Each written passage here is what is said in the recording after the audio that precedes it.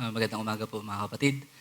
Ah, so malaking blessing po sa akin na makabalik po sa ministry at nagpapasalamat ako kay Pastor sa privilege na makapag-share sa inyo ng mga ah, na pag-aaralan ko at nalangin ko ay maging beneficial din po ito sa atin lahat as we try to understand this topic. Ang topic natin ngayon would be Common Grace, and I entitled it Common Grace Yet No Common Ground. Yeah, you'll understand later. But basically the idea is we have this common grace that we share with unbelievers, but at the same time, we don't want to err on the other extreme na kapag dahil meron tayong commonality with unbelievers ay nawawala yung distinction natin sa kanila. So that's the main idea of the lesson. But before we start, let us pray. Nakilala naming Diyos, Amang Banal, salamat po sa umagang ito na kami ay tinipon muli para kami makapag-aral po ng salita. We thank you for the privilege, just the mere privilege of studying your word.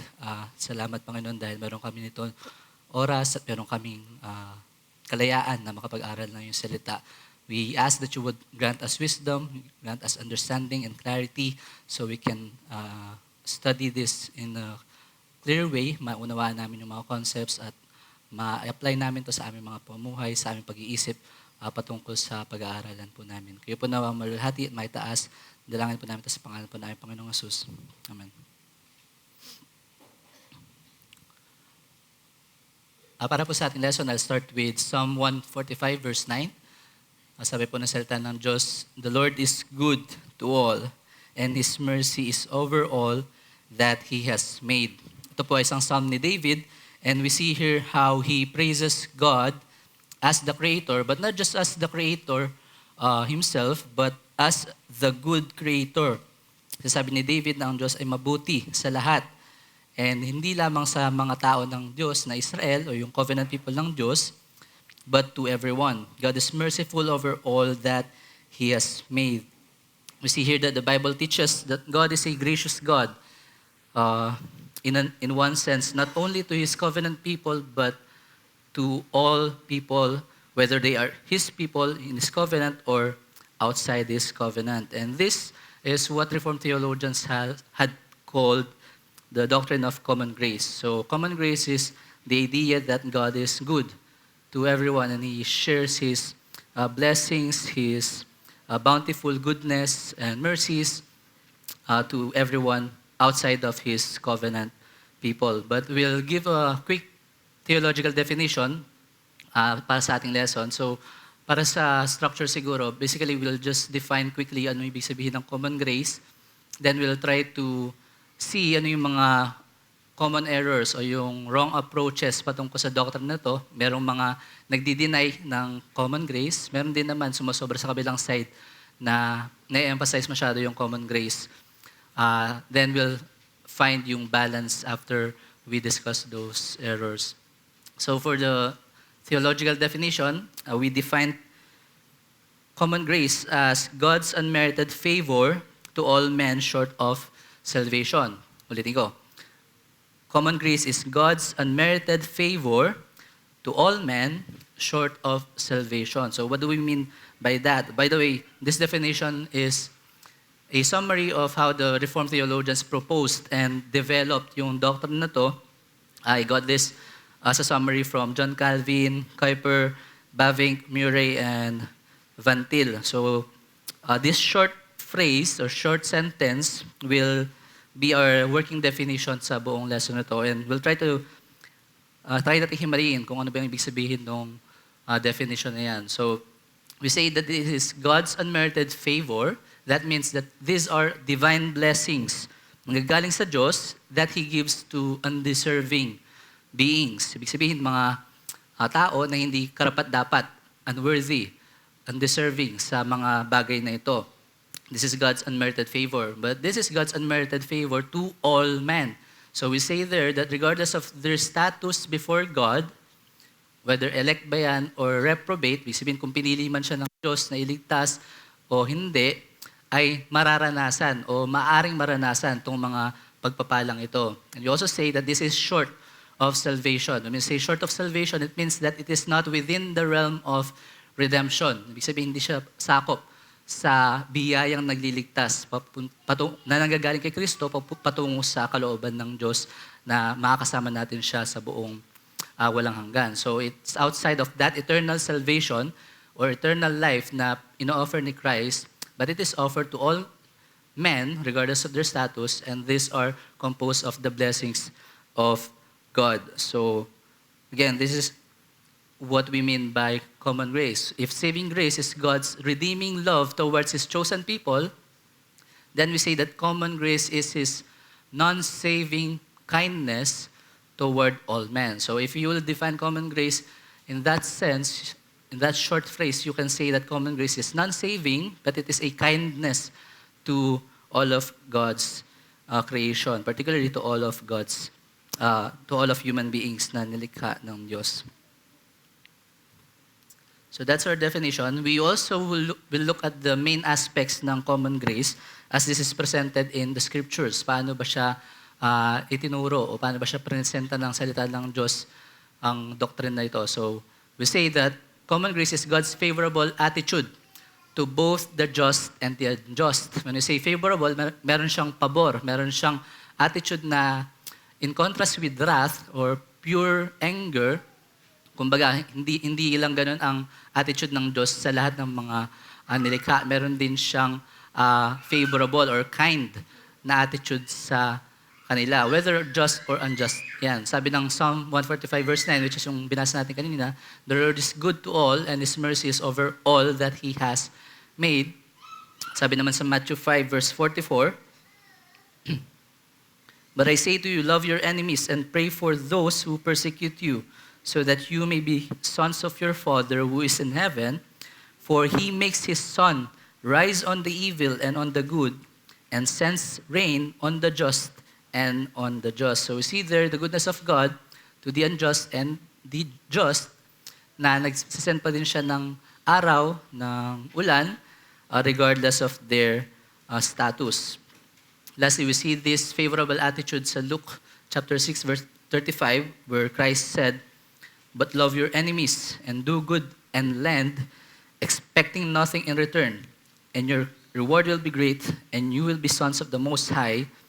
Ano yung reason ni Christ dito? For He is kind to the ungrateful and the evil. So, sinasabi ni Christ that our Father, our God, is kind to the ungrateful and the evil. So, even sa mga hindi nagpapasalamat sa Diyos, siya pa rin ay mabuti sa kanila. Siya pa rin ay may kindness na pinapakita sa kanila. So, that is favorable attitude towards both the unjust and the unjust. We also see an aspect of common grace as the delay of judgment and preservation of creation. Delay of judgment means na pinipigilan ng Diyos yung final judgment na nakalaan sa dulo ng kasaysayan, hindi niya muna agad pinadala at nagkaroon ng time para sa kaligtasan o sa isang panahon na wala pang yung catastrophic na end ng lahat ng bagay ay idinilay muna ng Diyos. Meron din siyang kaakibat na positive na aspect, which is yung pagpapreserve ng Diyos sa creation. So hindi niya hinayaan din na magunaw at basta-bastang masira ang creation. Makikita natin yan sa Genesis 8:21-22, sa Noahic Covenant. Sinabi dyan ng Genesis chapter 8, verse 21-22, and when the Lord smelled the pleasing aroma, the Lord said in His heart, I will never again curse the ground because of man. For the intention of man's heart is evil from his youth. Neither will I ever again strike down every living creature as I have done. While the earth remains, seed time and harvest, cold and heat, summer and winter, day and night shall not cease.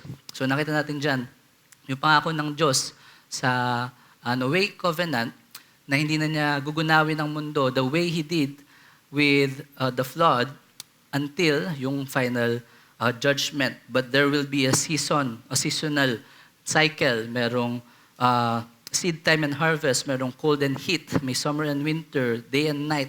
So lahat ng yan ay magpapatuloy nang sa ganyan ma-preserve pa ang mundo at ang creation hanggang sa pagdating muli ng ating Panginoon sa dulo. We also see this in Acts 14 verse 16-17. Sabi ni Paul in past generations, he allowed all the nations to walk in their own ways.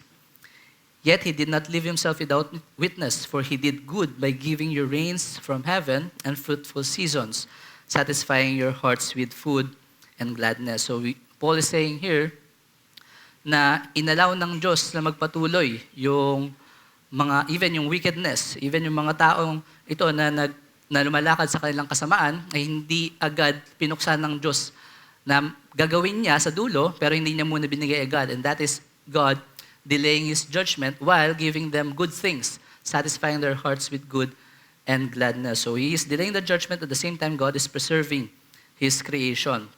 That is common grace. Lastly, we also see an aspect of common grace in the restraint of sin.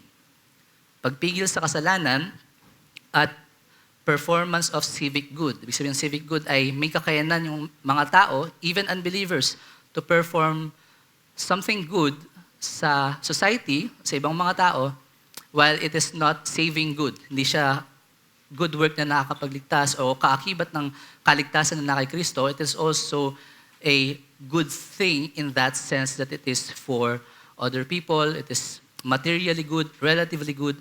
We can call that civic good.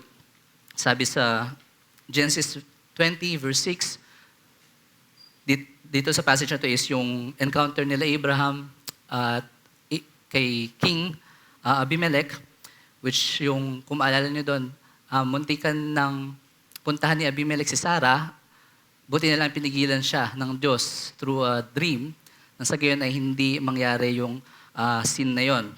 Sabi ng Genesis 20 verse 6, Then God said to Abimelech in the dream, Yes, I know that you have done this in the integrity of your heart, and it was I who kept you from sinning against me. Therefore, I did not let you touch her. So, ang Diyos ang pumigil sa puso o sa temptation na puntahan ni Abimelech si Sarah, and God restrained him from sinning. We also did see this implicitly sa Romans 1 verses 24 and 25. Sabi dito ni Pablo, Therefore God gave them up in the lusts of their hearts to impurity, to the dishonoring of their bodies among themselves, because they exchanged the truth about God for a lie and worshipped and served the creature rather than the Creator, who is blessed forever. Amen. So, sinasabi dyan ni Pablo na nilet go o give up ng Diyos itong mga wicked people na to na nag-dishonor sa kanilang mga pangatawan. Ibig sabihin, ang assumption doon ay merong pagpipigil ng Diyos na ginagawa sa kasalanan, sa bawat isa, sa mga makasalanan, mga unbeliever, na nagre-rebel sa Kanya, up to the point that He can let them go. At kapag nilet go niya itong mga wicked people na to, they will go on in their dishonoring at sa kanilang paggawa ng kasalanan. We also see this, lastly, sa Romans chapter 2 naman, where Paul says, For when Gentiles who do not have the law, by nature do what the law requires, they are a law to themselves, even though they do not have the law.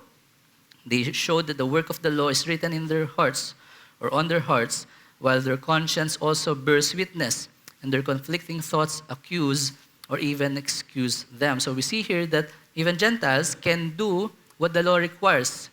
And that is what we mean by civic goodness. They can do something good while it is not saving and while it is not something that comes from a saved heart, hindi siya galing sa regenerate heart. It is something good that contributes to the good of the society or of other people, at pwede yung mangyari o magawa ng isang unbeliever dahil sa common grace na binibigay ng Diyos sa kanya. So those are the aspects ng common grace. We see there yung favorable attitude ng Diyos sa mga just and even the unjust. No? So yung pag-delay ng Diyos sa judgment and pag-preserve ng creation. Then you also saw yung restraint sa kasalanan at yung civic good na nakikita natin sa ibang mga tao. The point here is that God shows His bountiful goodness, His patience, His mercy, not only to the believer na nakaranas ng saving grace, but even to those who reject Him. So even to unbelievers na nakikita natin dyan, mga kamag-anak siguro natin, mga katrabaho natin, we see the grace of God working in them. Albeit, hindi siya saving grace, but it is still grace that comes from God. We call that common grace. Now, may problem lang dito na gusto kong i-present sa inyo. One problem that we always encounter when we talk about common grace is the question na hindi ba yung Bible mismo nagtuturo siya that there is a spiritual antithesis. Anong antithesis? Antithesis is yung parang opposition, yung kabaliktaran. So merong force ng faith at one camp, meron namang force of unbelief on the other. So merong naglalaban na dalawang entity sa kasaysayan. Ito yung faith versus unbelief, mga believers versus non-believers, the kingdom of Christ versus the kingdom of darkness. So hindi ba tinuturo to ng Diyos sa kanyang salita? Meron spiritual antithesis tayong nababasa sa Biblia. Sabi sa Genesis 3:15, I will put enmity between you and the woman, and between your offspring and her offspring. He shall bruise your head, and you shall bruise his heel. So you remember this, after the fall of man, nagbigay ang Diyos ng curses, at ang curse niya kay Satan is magkakaroon ng hidwaan between him, between the seed of the woman, which is we know to be Christ, and the offspring of that serpent, which we know would be Satan himself. So merong tunggalian na nag-umpisa sa Genesis 3 pa lamang, and we see that developing even sa mga tao ng Diyos laban sa mga lumalaban sa Kanya. We see that in Israel, we see that even in the New Covenant where people are rejecting Christ while other people are for Christ. So merong ganong division ng mga tao sa kasaysayan. We also see command or rebuke from James sa kanyang sulat when he said, you adulterous people, do you not know that friendship with the world is enmity with God?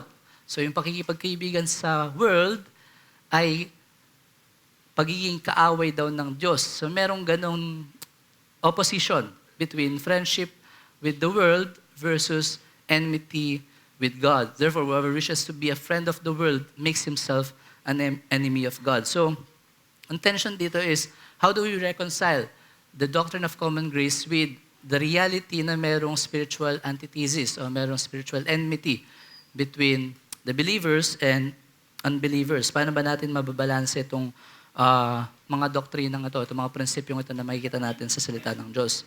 So, may mga approaches na extreme, na mali yung pagbabalanse sa tension na to, and they led to one error or the other. So one error would be denying common grace totally. Dahil mas na-emphasize nito yung antithesis o yung enmity natin sa mga unbelievers, dinideny na totally yung existence or yung reality ng common grace.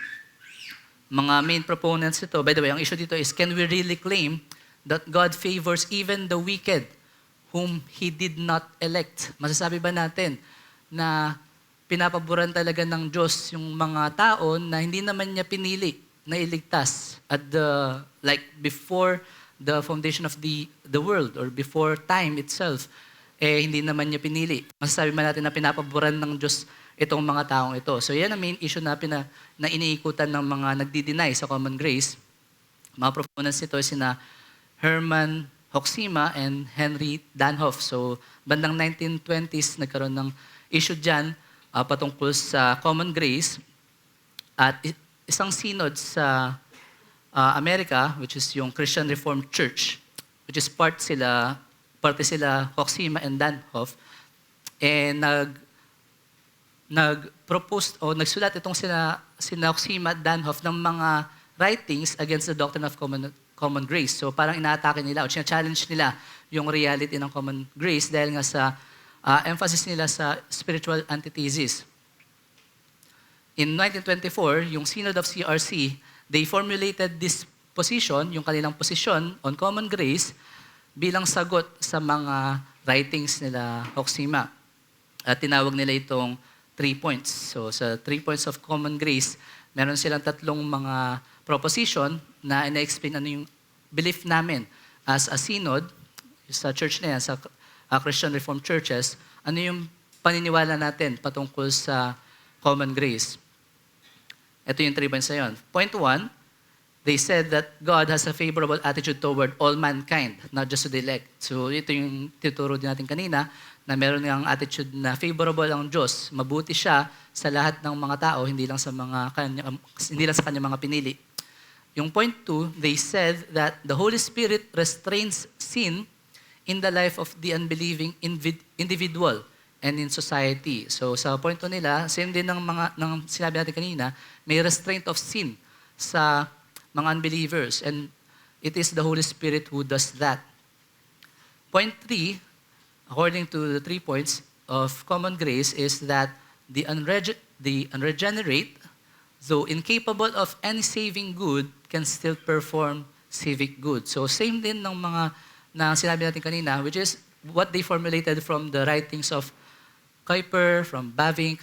Ito yung summary nila ng common grace na kanilang pinaniniwalaan. Now, yung mga magdi-deny niyan, ito yung context nila.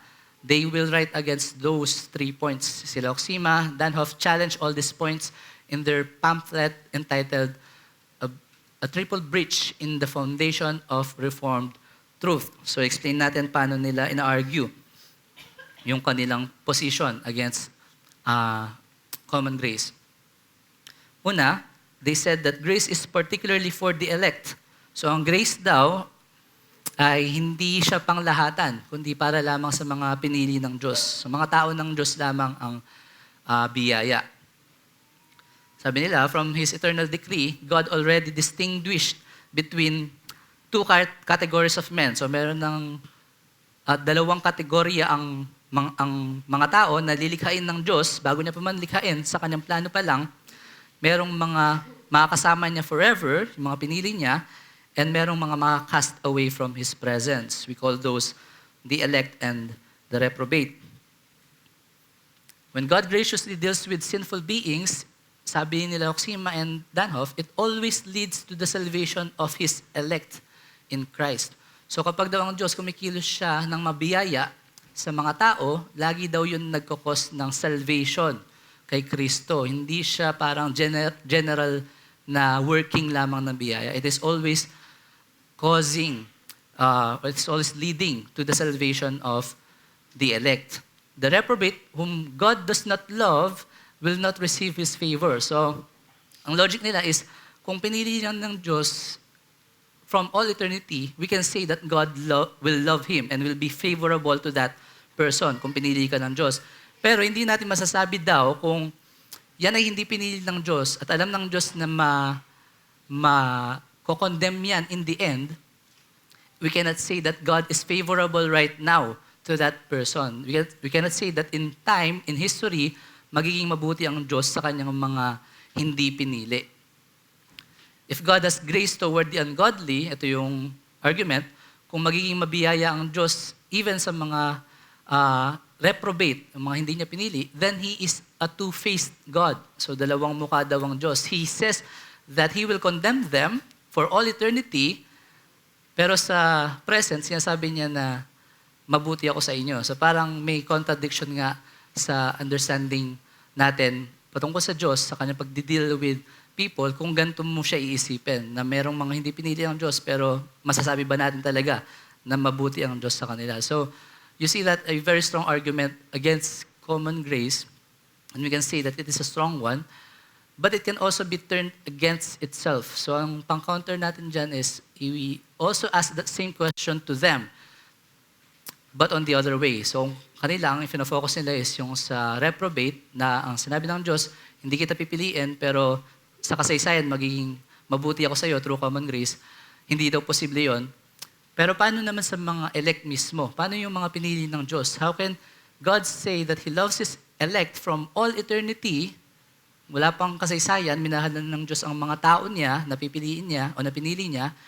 How can Paul say sa Ephesians that we were once children of wrath? Paano masasabi ni Pablo na tayo mismo na pinili ng Diyos sa kanyang pag-ibig bago pa yung foundation of the earth? Chapter 1, sinabi niya sa Ephesians. Then chapter 2, He calls us children of wrath. Ibig sabihin, mga anak tayo ng puot ng Diyos. So naging focus tayo ng kapuotan ng Diyos at one point bago tayo maligtas. So, this they cannot answer.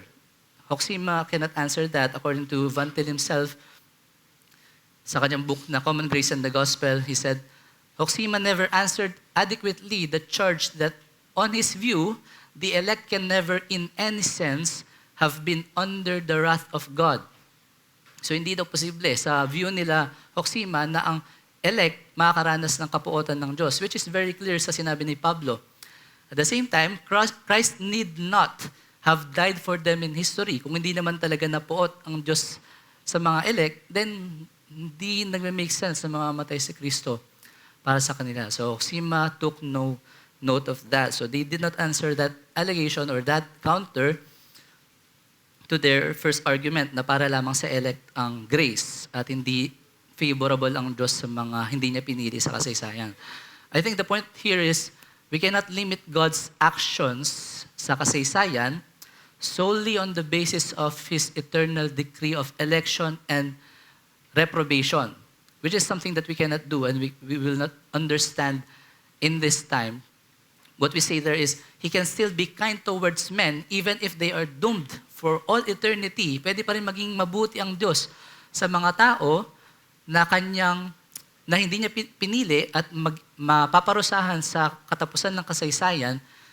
On the other hand, He can also be angry with His people na kanyang minahal from all eternity. Even if they are predestined to be loved forever. So merong ganong reality sa scriptures na we cannot just deny that while there's the reality of God's election and reprobation, we cannot deny the clear teachings of the scriptures as well that God is favorable to the unjust. At the same time, He was also angry with us nung hindi pa tayo na kay Kristo. Meron tayong experience ng kapuotan ng Diyos nung hindi pa tayo naliligtas.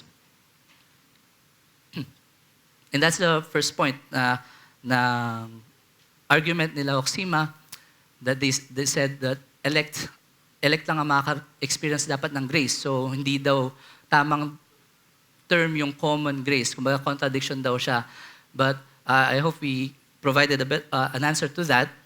Second argument nila is God does not restrain sin internally but only externally. So mapapansin nyo ito, sinasagot nila yung 3 points of common grace with these 3 arguments as well that I just summarized there. Yung second na argument nila is hindi naman talaga nire-restrain ng Diyos through the Holy Spirit yung mga individual, on the individual level. Kundi nare-restrain lang daw tayo, yung mga unbeliever, through external means or factors. So they argue that this aspect of common grace is inconsistent with total depravity. So ang Reformed theology is very strong sa kanyang doctrine of sin at doctrine of man. At isa sa mga hallmark ng Reformed theology, as you know, is total depravity, which teaches na upon the fall of man kay Adam, we lost or we got corrupted to the core, that our root, or baga radically na depraved o na markahan tayo ng kasalanan, na naging patay tayo sa kasalanan. So every faculty natin ay naapektuhan ito. If man is rotten to the core of his humanity, then he cannot be restrained from within unless the Holy Spirit regenerates him. So ang argument nila against the restraint of grace or common grace sa kasalanan is dahil totally depraved tayo, we cannot say na ang Holy Spirit ay we withhold or restrain yung sinfulness natin without changing us. So their understanding of scriptures, of effectual calling, or yung work ng Holy Spirit is dahil totally incapable tayo of doing good at puro kasalanan lang tayo ang magagawa natin dahil sa ating total depravity, then kailangan ng Holy Spirit i-renew muna or i-regenerate muna tayo. And that is no longer common grace. That is saving grace na. So para sa kanila, walang sense na gumamit pa ng term na common grace for the unbeliever because as they said, the Holy Spirit does not restrain on the individual level unless babaguhin niya yung kanyang puso. Rather, God restrains men from great evil through external restraints like civil magistrates and their laws. So ang sasabi nila, napipigilan yung evil sa mundo, sa mga community natin, sa mga society natin, hindi dahil may nagpipigil sa atin individually, kundi napipigilan tayo ng mga batas o ng mga magistrates, mga namumuno, nagsiset ng mga kautusan na bawal gawin ito, bawal pumatay. So, napipigilan tayo by that sense. So, yun yung kanilang argument. Or counter to this is that this argument seems to fail once you consider that a non-believer, King Abimelech, was said to be restrained by God himself from committing adultery. So, binasa natin kanina, it's very clear na God said, ako yung nag-restrain individually kay Abimelech. So, merong individual level ng pag-restrain ng Diyos. Also, yung binasa din natin about from Romans 1:24 onwards implies that God is actively restraining sinful men up to the point where He gives them up to their own desires. And God didn't say that He was restraining them through external factors. Actually, chapter 2 then, He says na merong nag-work within the hearts of the Gentiles that they can follow the law, in a sense, without them having a regenerate heart. So they can do the acts of the law without a regenerate heart. So that's the second argument, na hindi daw nare-restrain individually but only externally. Last argument nila is man is incapable of any good and is inclined to all evil. So hindi daw posible ang common grace dahil wala tayong kakayanan na gumawa ng kabutihan, kahit anong uri ng kabutihan, at puro kasamaan lang ating magagawa. They argue that since whatever is not of faith is sin, this is strong logic then, kung lahat ng ginagawa natin na hindi out of faith or by faith ay kasalanan, sabi ng scriptures, then all the unbeliever does is sin against God. So even mag-pray ang unbeliever, it is still sinful because it's not done out of faith. Yun yung argument nila. Thus, we should not appropriate goodness. Huwag natin sabihin na may goodness sa mga unbeliever because of this logic na kung hindi naman nila ginagawa by faith, then hindi siya good or hindi siya nakakalugod sa Diyos. Kasalanan pa nga siya. Because he is totally depraved, no good work can be produced by him. So, that's how they argue about civic goodness or the goodness na pwede natin makita sa mga unbelievers. This argument fails to acknowledge, as our counter, hindi niya na-acknowledge properly yung nangyari kay Cornelius. You know, Cornelius in Acts 9:10, you can see there yung interaction ni Cornelius with Peter. But before that, sa chapter 10, Cornelius was still an unbeliever, yet ang sabi ng salita ng Diyos, his prayers and almsgiving, yung pagbibigay ng mga abuloy, were considered and accepted by God. So tinanggap daw ng Diyos yung kanyang mga ginawa. Unbeliever pa si Cornelius dito. So sabi ng Acts chapter 10, verse 3 to 5, about the 9th hour of the day, he saw clearly in a vision an angel of God come in and say to him, Cornelius. And he stared at him in terror and said, what is it, Lord? And he said to him, your prayers and your alms have ascended as a memorial before God. And now send men to Joppa and bring one Simon who is called Peter. Pag pa yan mag-meet itong si Peter na kung saan siya magpipreach ng gospel, tatanggap ang mga sila Cornelius at ang kanyang sambahayan, mababaptize, marireceive nila ang Holy Spirit. Bago pa lahat ng yan, sabi ng Diyos that His good works na ginawa, yung prayer, yung pagtulong sa mga mahirap, ay umakyat sa Diyos as a memorial. Point here is that the ungodly can perform materially good works and are only incapable of spiritually good ones. So we maintain that man is totally depraved by saying that he is incapable of doing something spiritually good. Not all kinds of good. So the Reformed, they tend to distinguish between natural good, civic good, spiritual good. Natural good is basically yung what we do as a necessity, like eating, drinking. So we do this, and it is something good because it preserves our life. Civic good is what we do to others. We help them. We do legitimate business. Tumutulong tayo sa mga mahirap, kahit na unbeliever tayo, for example. But that is different from spiritual good that can only proceed from a regenerate heart. So ang sinasabi nila, ng mga Reformed, ang total inability or total depravity is not pertaining to all those kinds of good, but only to the incapacity of man to do some spiritual good that can be a merit of salvation or can be accepted by God as spiritual good. But we also maintain that God can see and we can experience yung goodness ng mga unbeliever. Tinatawag natin yung mga civic goodness or civic righteousness. So the point for all of these arguments ng mga nagdi-deny sa common grace is that those who challenge the doctrine of common grace see it as conflicting with Reformed theology, so they have to interpret its clear basis in the Scriptures. So kung yung mga binasa natin kanina na mga text ay pretty clear, mukhang solid naman na it pertains to common grace, these people who deny common grace, dahil meron silang assumption that it is not real, that it is contradictory sa mga Reformed doctrines natin like election, reprobation, total inability, then we need to interpret yung mga text na yon ng Scriptures differently, the way we usually does in the traditional sense. So for example, yung kay Cornelius can be interpreted a different way, and yung kay Abimelech as well can be interpreted a different way dahil meron silang framework na hindi totoo ang common grace. So that's one thing that you would notice kung makausap kayo ng mga nagdi-deny sa common grace. They deny the existence of it, so they have to interpret the passages na sa atin pretty clear patungkol sa common grace. They need to look at it in a different way.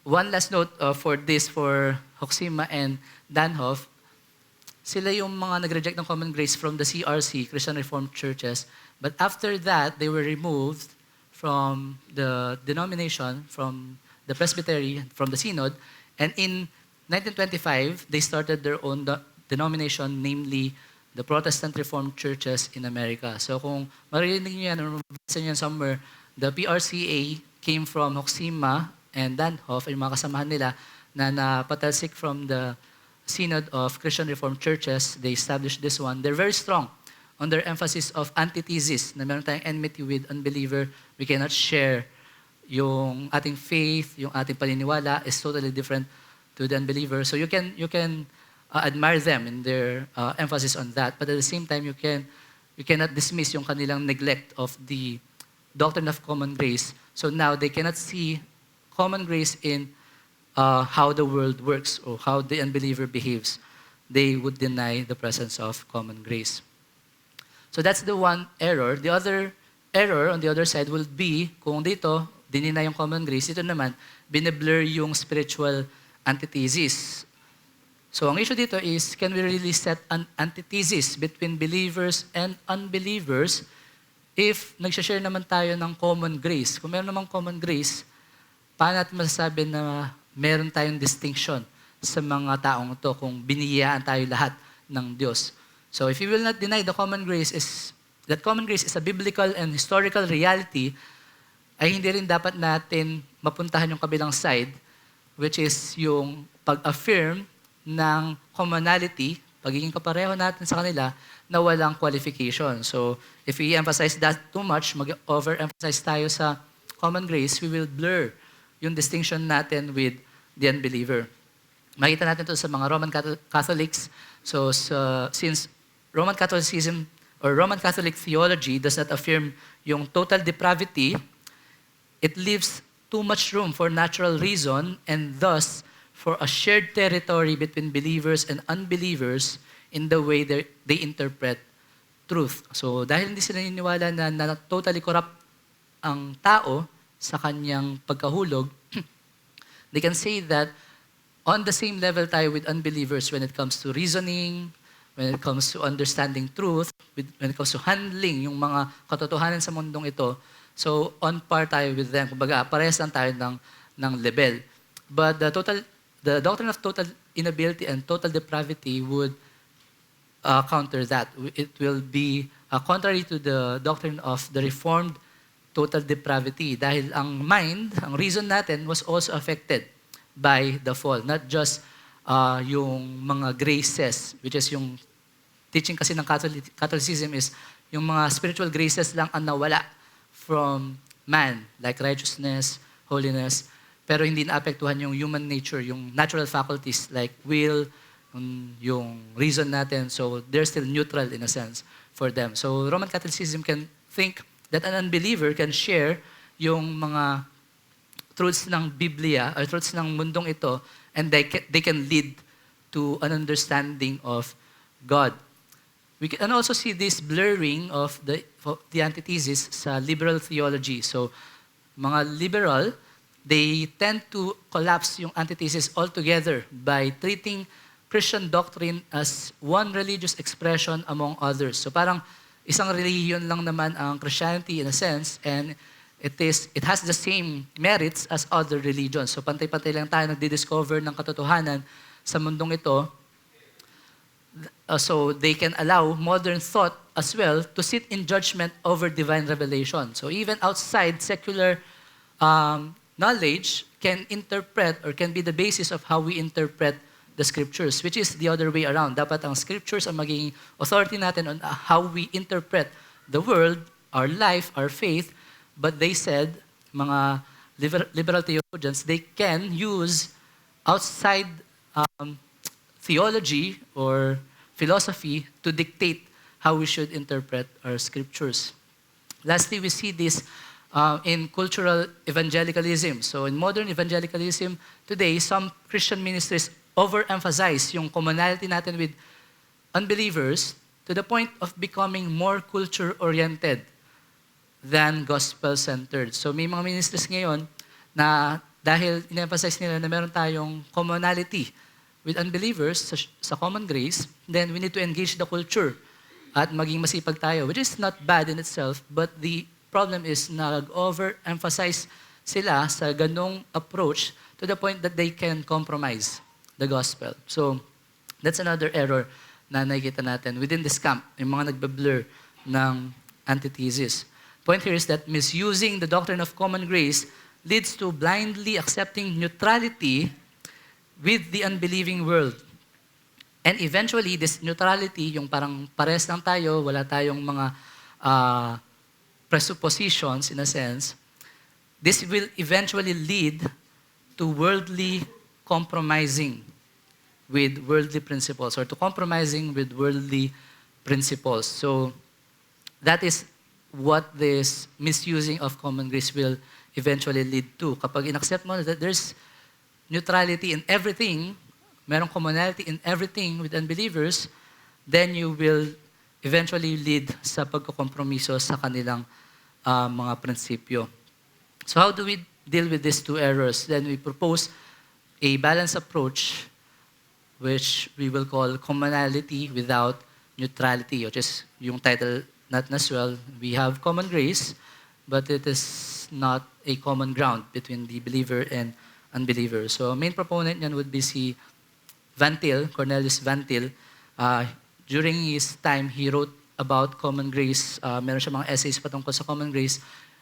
Kinolect yun, and it was entitled Common Grace and the Gospel. So yun yung main basis ng third way na to, itong middle way na to, na you prevent yung error ng kabila, na dinideny yung common grace. You also prevent the error of the other na dinideny yung antithesis with the unbelievers. So the middle ground would be defending the common grace, doctrine of common grace, but also being wary of blurring the lines of script or spiritual antithesis. Ito sabi ni K. Scott Oliphint na sa kanyang forward dito sa book na Common Grace and the Gospel ni Van Til. He said, throughout this collection of essays, Van Til wants to provide a third way to think about the common grace problem. So, going off to the right by denying common grace, as with Hoxima, or going off to the left by affirming a theory of common grace patterned to the natural theology of Rome, as also in some of Kuyper's formulations, is to fail to this extent to challenge the wisdom of the world. So that is what Van Til tried to do. He proposed a third way, a middle way between these two errors na sa issue ng common grace. So to answer those who deny the doctrine, so meron siya sagot sa mga nagdi-deny ng doktrina ng common grace. Van Til emphasized an important insight regarding the nature of common grace, something na kailangan din nating matutunan. Para sa kanya, ang common grace is an earlier grace. So mas maagang biyaya. What he means by that, is that it is a grace that was already there prior to sin's entrance in Genesis 3. So bago pa daw pumasok ang kasalanan sa Genesis 3, kay Adam pa lang, meron na tayong na-experience na biyaya ng Diyos. Mas maagang biyaya. Yun yung term ni Van Til, which he contrasts to the later grace. Mga later grace na after ng fall. By the way, this view is his, I think, original. It is in contrast with the traditional understanding that places common grace after the fall. So, ang common understanding natin ng common grace is after magkasala ng tao, nagkaroon ng common grace, nag-start ang common grace. So parang binigyan ng biyaya pa din even yung mga unbeliever. Pero para kay Van Til, nag-start ang common grace prior to the fall. So meron ng unmerited favor na na-experience si Adam, which is yung revelation itself, yung creation, yung kabutihan ng Diyos, lahat ng biyaya ng Diyos kay Adam bago siya mag-asala, that is what he calls common grace or earlier grace. What Van Til did here is to solidify the idea that both the elect and reprobate did enjoy common grace because they both had experienced it in Adam before sin entered and before sin divided human history into two groups. So, ang ginawa niya, dahil sa formulation na to na ang common grace ay earlier grace, we can say now that both the reprobate and the elect na nakay Adam pa lang, na nire-representa ni Adam bago siya magkasala, already experienced this kind of grace that is not salvific, it's not for the eternal salvation, it is grace that is for humanity. It is what we call common grace. So that, he answered yung mga allegations nila Hoxima na para lamang sa mga Kristiyano o para sa mga elect lamang ang biyaya. Sabi ni Van Til, God has an attitude of favor toward the original created good nature of man. So that is the original good nature of Adam na nagrepresenta sa atin in the garden. The individual men are included in this generality. They are not contrasted with this generality as those that believe or disbelieve. So wala pang distinction kung nanampalataya ka o hindi. At the very first stage of history, there is much common grace. There is a common good nature under the common favor of God. So that is how Van Til understood common grace. Hindi siya after lang ng sin na experience, kundi even before na-experience natin siya. Which fits also yung definition natin kanina, which intentionally we defined as God's unmerited favor to all men, not to sinful men. So to all men. So even before mag-fall si Adam ay naka-experience na tayo ng biyaya. Sabi din ni Oliphant, sa kanyang forward, for Van Til, the earlier of common grace begins with Adam. Because Adam is the representative of all mankind, God's favorable attitude toward Adam in the garden entails his favorable attitude representatively toward all mankind. Thus, Van Til sees commonness itself as having its roots in the creation of Adam, not simply as an individual man, but as our covenant head. So, very clear there, yung kanyang argument against those who deny that we cannot distinguish between elect and reprobate na walang common grace sa kanila because even in Adam himself, we experience the common grace as he had represented us, both tayo and even the non-elect people.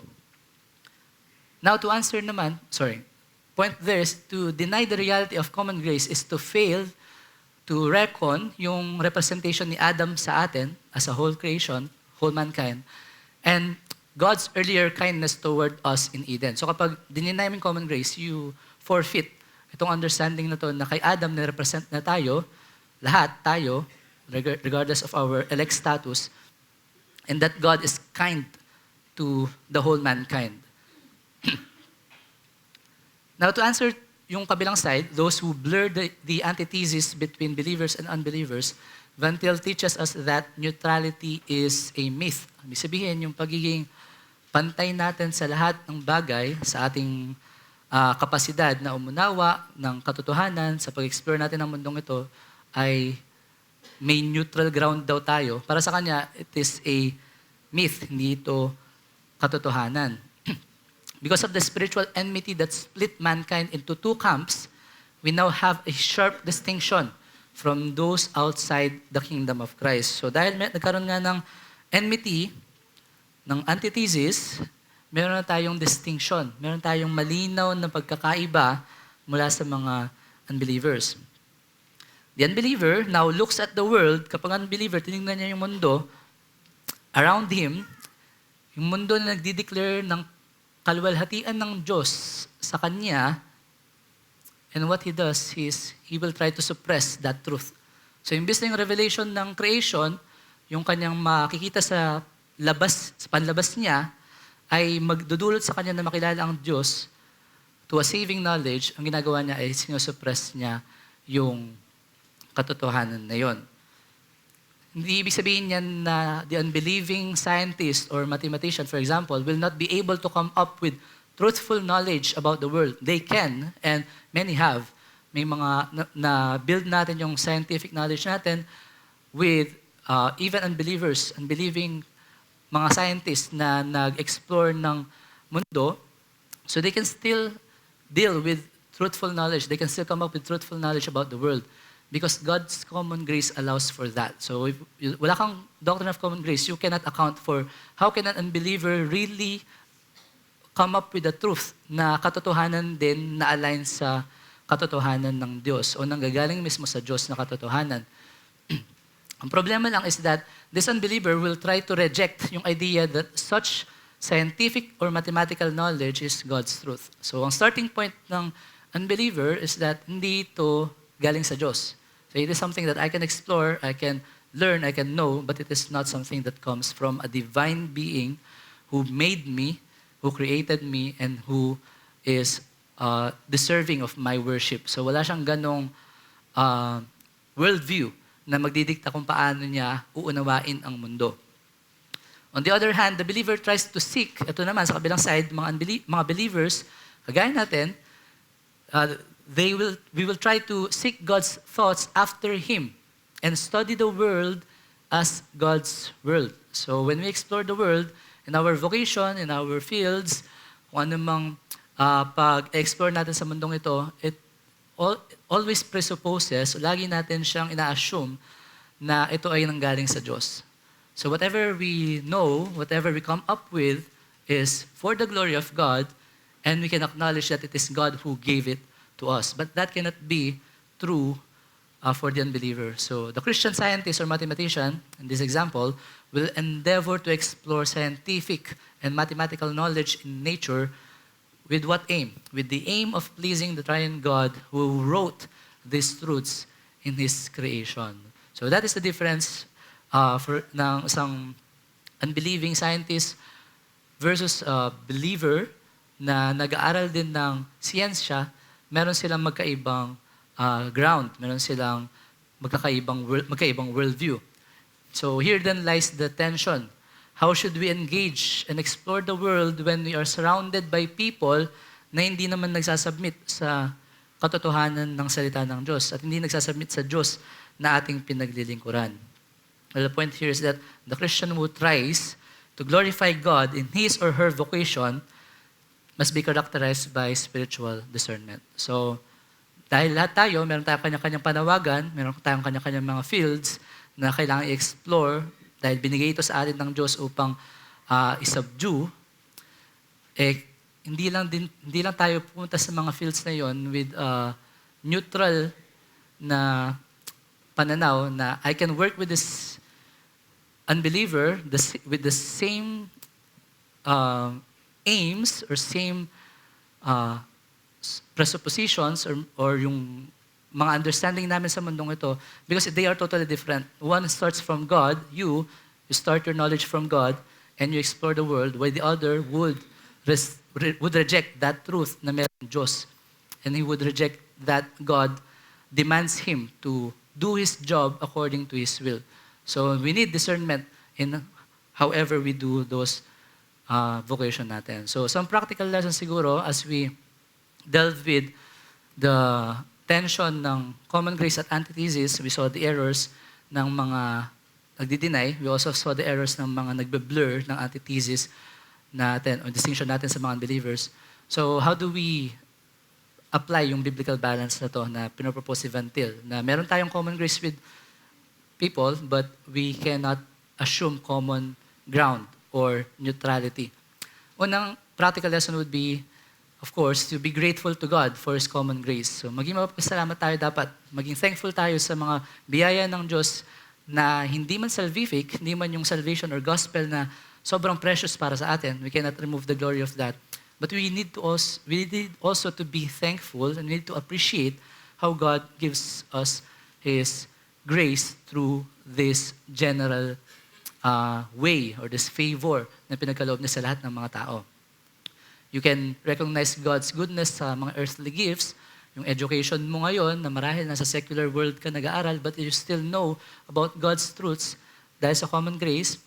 You have a sustainable job marahil that is probably under an unbelieving boss or employer, but you still have that job that God gives you, and you can still work with that unbelieving boss kahit na hindi siya nananampalataya kay Kristo.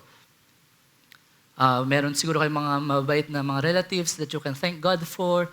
You can appreciate their civic righteousness or civic goodness nila, that they're not Christians, but minsan mas mabait pa sila sa mga Christians, and that is the reality of common grace. That explains kung bakit may mga tao na mukhang mas mabait pa, panlabas, kaysa sa mga mananampalataya mismo na nag-struggle sa mga kasalanan natin. So, God restrains them from sinning and God enables them to perform yung kindness na yon, even an outward form lang ng kindness. Government, we can thank God for whatever good we can see in the government. Safe neighborhood, kung meron kayo, you can thank God for that. Healthcare natin, yung advancement natin sa technology, sa medicine, we cannot dismiss the fact that God has been good to us in history, na mapalad tayo ngayon compared 100 years, 200 years ago in these realms of science dahil mas madami tayong na-experience na kabutihan ng Diyos. Nature, you can explore God's general revelation through creation. So, those are things that we need to be thankful for. Secondly, we should not demonize our neighbors, yung mga unbelieving neighbors natin. Because if you deny common grace, one tendency would be to think of them to be doing every evil thing that you can come up with. So, you would demonize them in the end dahil alam mo na totally depraved yan pero walang common grace na nag-restrain sa kanya. So, he is in the same sense katulad ni Satan. Para silang on equal footing ni Satan kung walang common grace. He is totally depraved, but you can still appreciate God's common grace working in him. So you need to thank God for that and appreciate yung nakikita mong kabutihan sa mga neighbors natin. Also, be wise in engaging with the secular world. So we can acknowledge that the truths the unbelievers discover are God's truths pa din, but we need to beware of their ungodly worldviews. So yung kanilang mga belief systems, kailangan natin na maging maingat sa mga yon. For example, a good psychologist might be helpful to medicate mental abnormalities. You can consult a psychologist marahil kung meron tayong mga abnormalities, mental abnormalities, but we need to be aware of their worldview. So most of modern psychology nowadays is based on Freud's psychoanalysis. So we need to be aware about that worldview that is totally against the biblical worldview of man, of how they understand man. So that is, they have the modern psychologist has a different understanding of what constitutes us as human beings than the scriptures. So iba ang tuturo ng Bible kung ano tayo bilang mga tao, iba din yung pinanghuhugutan ng mga psychologists na to. So they can come up with a truth or probably a medication, but that doesn't mean that they come up with that through the truths of the scripture, or they will look at you according kung paano tinitingnan ng scriptures ang tao. So we need to be aware of those sciences as well, like yung worldview ng evolution. We can learn about science from textbooks, from schools, but we need to be aware that they have, most of the modern scientists as well, have a worldview of evolution. So we need to be careful about those. Fourth, we need to apply sola scriptura at all times. So just because a secular expert claims something to be true doesn't mean you should follow it. So for example, merong mga unbiblical practices in the medical industry like abortion, probably know about IVF. So you need to study if these practices are bare facts, which is we deny. Walang bare facts lang na pwede kang maging neutral about. There's something na pinanghugutan yung mga practices na yan. And for example, abortion, yung understanding ng modern science ngayon, or kung yung mga medical professionals, especially in the US, is hindi naman talaga human being yung bata sa sinapupunan. So they can take that clump of cells away from the mother's body through technology or medical technology.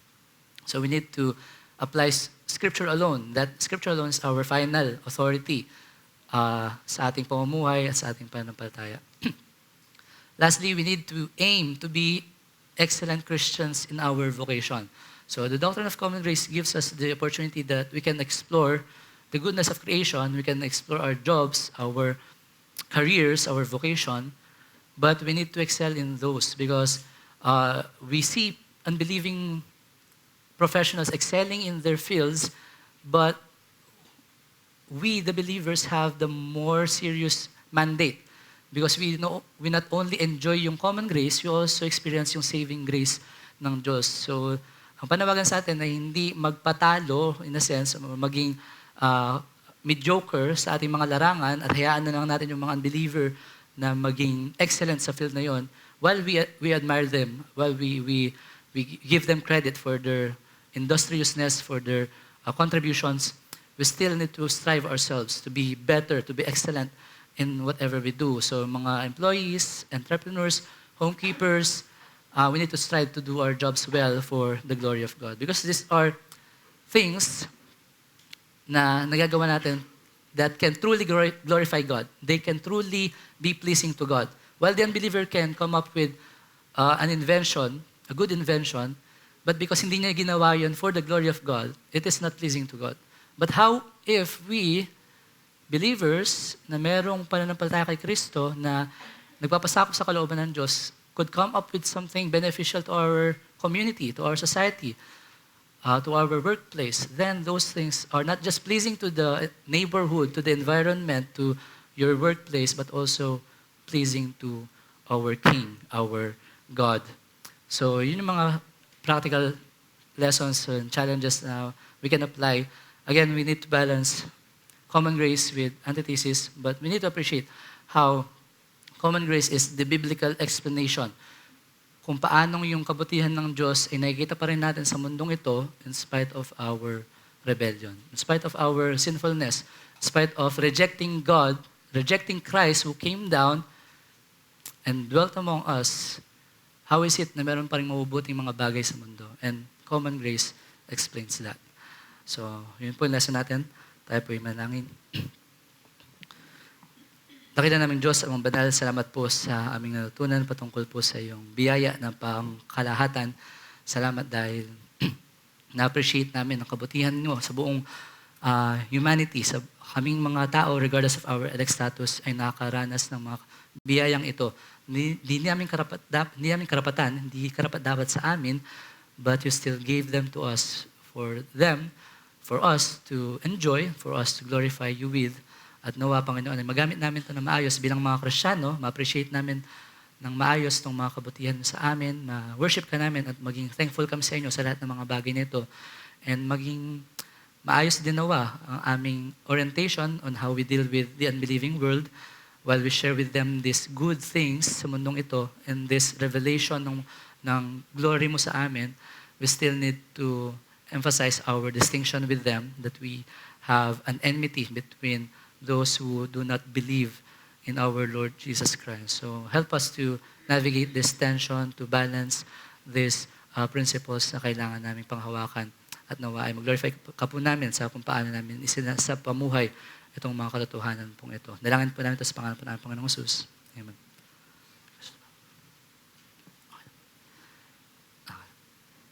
May quick question siguro. Thank you, Alvin, sa lesson. Bali, kanina meron ka nasabi na yung common grace pre-fall. Tama ba? Yeah.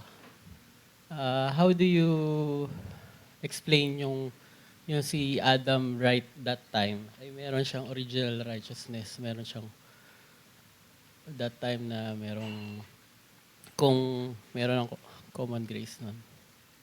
How is it that meron siyang righteousness before the fall? At paano natin siya i-relate sa common grace? I think when we discuss common grace according to Van Til's formulation nung earlier grace na yun, what he means is, in Adam, bago pa magkasala si Adam, God has revealed Himself in a general way to the whole humanity represented by Adam. So He is good to Adam as a creature na wala namang karapatan from a divine being, but God gave him the creation, the animals, the mountains, yung buong universe, and God placed him in a beautiful garden, in a sense. So parang He gave him work to do, vocation. So lahat ng yun is what we call common grace.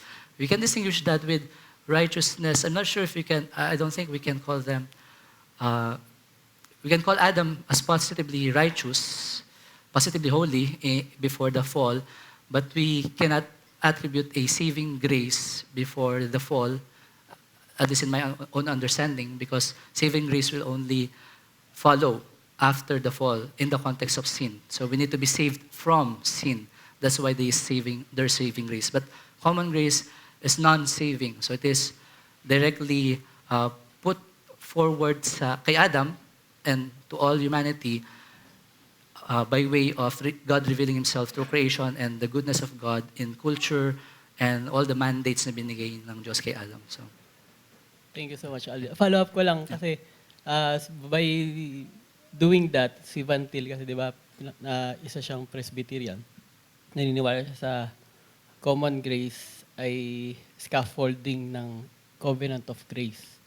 So, if he believes na nung palang before the fall, yung meron ng common grace, parang nagkaroon ng blind na dahil naniniwala siya na scaffolding yon, tapos yung covenant of grace yung paniniwala niya na Genesis 3:15. How do you reconcile with that? Pero thank you dun sa answer mo. Parang sinasabi mo na para ba na creational grace yon, yung parang but in spite of sin wala pa doon yung grace. yes, that's true. Again, if you define grace in the context of sin alone, then you will dismiss yung idea na merong earlier grace. But the way Van Til defined it and the way I understand it now is grace is unmerited favor, something that we don't merit, that we don't deserve, even without the context of sin. So there are some things that we don't deserve kahit na perfect tayo at wala tayong kasalanan. But they are still what we can call unmerited favor because we don't deserve them in the first place. So, yeah. Sa question about covenant of grace or common grace as scaffolding ng covenant of grace, I'm not very certain how Van Til reconciles yung earlier grace with his understanding of covenant of grace. But the way I understood yung doctrine na to, yung both doctrines na to, sa understanding nila Van Til and even Klein is nag-continue ang common grace after ng fall. So there is a common grace that perpetuated even after the fall. So scaffolding pa rin ang common grace above or under the covenant of grace because nagpatuloy pareho. Sa kanila, nagkaroon ng covenant of grace sa Genesis 3. At the same time, yung common grace nagpatuloy. So, Good morning. okay ba? Before I hurl my question, I wish to cite two cases. Here is a poor man, talagang living in poverty, nagkaroon ng terminal ailment. He cannot even afford to go to the center. Siguro nasa far-flung rural areas siya. In the end, namatay siya because of that fatal ailment. Ang sasabihin ng tao hanggang doon na lang siya. And on the other hand, here's a rich man, blessed with all the comfort in life, nagkaroon ng the same ailment, naka-afford siya ng all the medications that the world can offer, hanggang sa mag-abroad siya, nag-abroad siya, naligtas siya. So, parang double pa ang blessing at mercy. He has all the comfort in life, an extension of life because of his means. Kasi sabi sa even kahit yung buhok ng tao alam. So, it's tantamount to saying na even the lifespan of man is known to God. Magpagamot ka ng first class talagang medication, it's like saying defying God's will. And on the other hand, can we say that the poor man was denied of the mercy? Do you call that case of the rich man common grace? Or it's just what the world can offer? Thank you pa. Thank you pa, Tati Peter. So, yung sa kay rich man and Lazarus, yes, the rich man experienced common grace by means of favor. Naka-experience pa rin siya ng ganun. While Lazarus didn't. In that sense, hindi na-experience yung ibang mga common grace like financial security or whatever. So, naging mahirap si Lazarus. But one thing that common grace does as well, we need to be reminded is, it also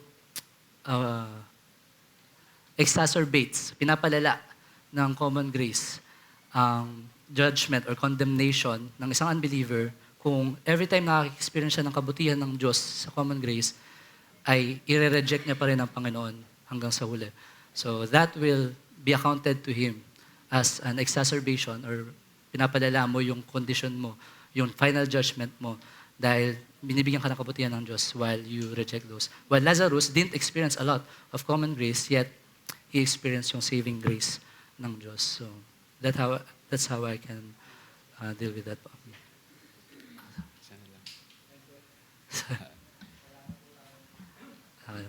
Sorry po.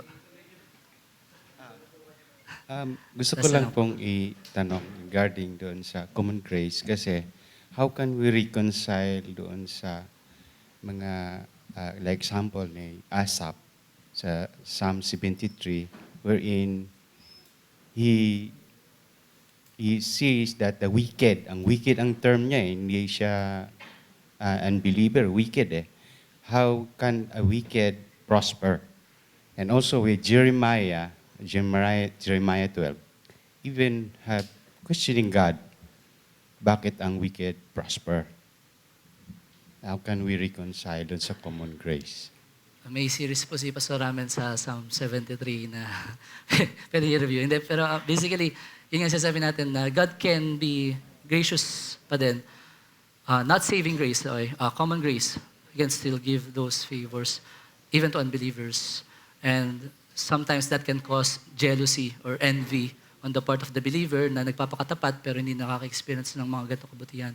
That's not for us to say na we can be mad at God na bakit yung iba pinagpapala mo. Because at the end of the day, saving grace is better than common grace. So I think that's what we need to emphasize as well. The beauty of common grace is, it's glorious, it's beautiful, we can thank God for it. But we need to emphasize that saving grace is much better. It is, in terms of quality, eternal ang saving grace, while ang common grace ay temporal. So, Asaph has come to a point na when he went to the sanctuary of God, he understood na fleeting pala yung buhay nitong unrighteous na to. So, hindi nag-make sense na maiinggit ako sa kanya. So, yun po yung Psalm 73 ko. Sorry.